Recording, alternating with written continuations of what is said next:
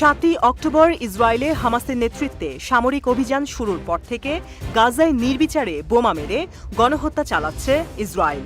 এর প্রতিক্রিয়ায় ফিলিস্তিনি মুক্তিকামী সশস্ত্র সংগঠনগুলো ইসরায়েলি সেনাদের ওপর ভয়াবহ হামলা জারি রেখেছে। গাজায় সুবিধা করতে না পেরে জায়নবাদী দখলদার সেনারা পশ্চিম তীরে জেরুজালেম ও নাবলুসেও স্থানীয় ফিলিস্তিনিদের হত্যা করছে, কারাগারে নিয়ে অমানবিক নির্যাতন চালাচ্ছে। 7ই অক্টোবর থেকে এখন পর্যন্ত পশ্চিম তীরে প্রায় 500 ফিলিস্তিনিকে নির্বিচারে হত্যা করেছে জায়নবাদী সেনারা। সেখানেও ফিলিস্তিনি জনগণকে জায়নবাদী আগ্রাসন থেকে রক্ষা করতে যুদ্ধে লিপ্ত হচ্ছে স্থানীয় সশস্ত্র সংগঠনসমূহ, যার মধ্যে আল আকসা শহীদ ব্রিগেড অন্যতম। ইসরায়েল ফিলিস্তিন যুদ্ধের শুরু থেকেই আল আকসা ব্রিগেড গাজা ও পশ্চিম তীর উভয় অঞ্চলেই ইসরায়েলি সেনাদের ওপর তীব্র আক্রমণ চালিয়ে আসছে। এই হলুদ ব্রিগেডের ভয়ে ইসরায়েল পশ্চিম তীরে এক পা আগ্রাসী হলে দুই পা পেছাচ্ছে। এর মধ্যেই নতুন করে ইসরায়েলিদের জন্য দুঃসংবাদ নিয়ে হাজির হয়েছে আল আকসা ব্রিগেড।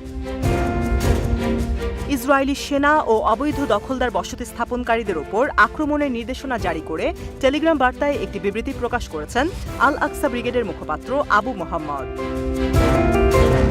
আল্লাহর প্রশংসা করে বিবৃতি শুরু করার পর তিনি উল্লেখ করেন, দীর্ঘ 8 মাস যুদ্ধের পর আমাদের বীরেরা ফিলিস্তিনি অন্যান্য দলগুলোর সাথে প্রমাণ করেছে যে তারা সেই অলঙ্ঘনীয় শিলা যার উপর ইহুদিবাদী ও তার মিত্রদের স্বপ্ন ভেঙে চুরমার হয়ে যাবে। শত্রুদের স্বপ্ন ছিল ফিলিস্তিনি প্রতিরোধকে ভেঙে দিয়ে গাজাকে একটি নতুন ভেড়াতে পরিণত করার।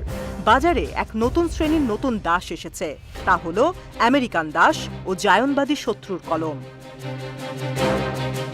যাই হোক, আল্লাহর ইচ্ছায় আমাদের জনগণের দৃঢ়তা ও আমাদের প্রতিরোধের মুখে গাজা নিয়ে শত্রুদের স্বপ্ন ছোট ও অসম্মানিত হয়ে ফিরে যাবে।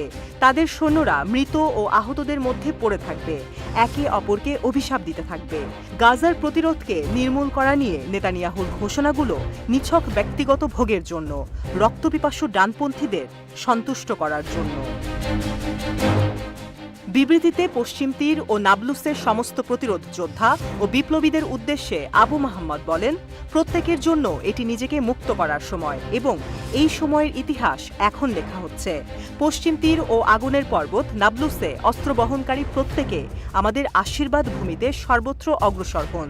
সর্বদা শত্রুদের আঘাত করুন। প্রতিটি রাস্তায়, প্রতিটি গলিতে, প্রতিটি পয়েন্টে ইহুদি সেনা ও বসতি স্থাপনকারীদের অস্ত্র হাতে তাড়া করুন, কারণ এটি আপনার নিজের যুদ্ধ, আপনার নিজের রচিত মহাকাব্য। ফিলিস্তিনের ভবিষ্যৎ আমাদের প্রতিরোধ যোদ্ধা ও আমাদের জনগণের, কারণ আমরা এই ভূমির ন্যায্য মালিক।